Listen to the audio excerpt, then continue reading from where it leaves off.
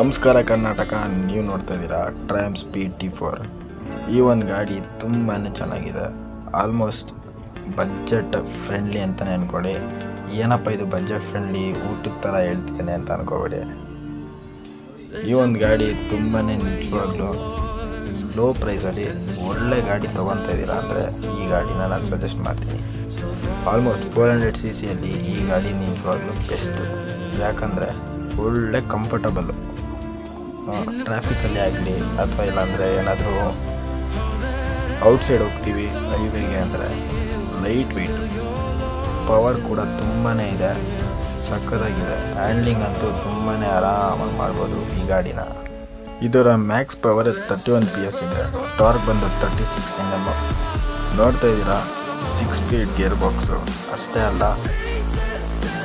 ಈ ಗಾಡಿಯಲ್ಲಿ ಒಂದೇ ಒಂದು ಬೇಜಾರು ಏನಂದರೆ ಡಿಜಿಟಲ್ ಮೀಟ್ರ್ ಕೊಟ್ಟಿಲ್ಲ, ಅನಲಾಗ್ ಸ್ಪೀಡೋಮೀಟ್ರ್ ಕೊಟ್ಬಿಟ್ಟಿದ್ದಾರೆ. ಅದೇನೇ ಬೇಜಾರಾಗ್ತಾ ಇರೋದು. ಯಾಕಂದರೆ ಸ್ಪೀಡ್ ಎಷ್ಟೋಗ್ತಿದೆ ಅಂತ ಅನಲಾಗಲ್ಲಿ ನೋಡಬೇಕಾಗುತ್ತೆ, ಡಿಜಿಟಲನ್ನಂತೂ ತೋರಿಸೋದೇ ಇಲ್ಲ.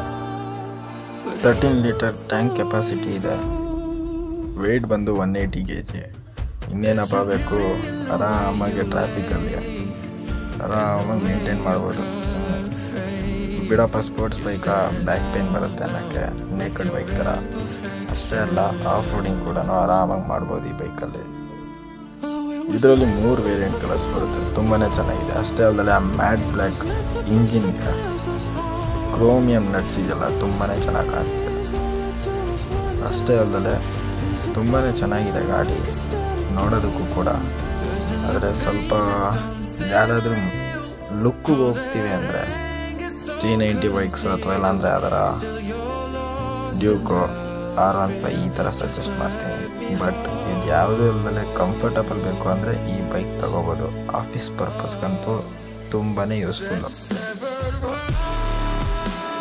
Thank you guys. ನನ್ನ ಈ ಒಂದು ವಿಡಿಯೋ ನಿಮ್ಗೆ ಇಷ್ಟ ಆಗಿದೆ ಅನ್ಕೊಳ್ತೀನಿ.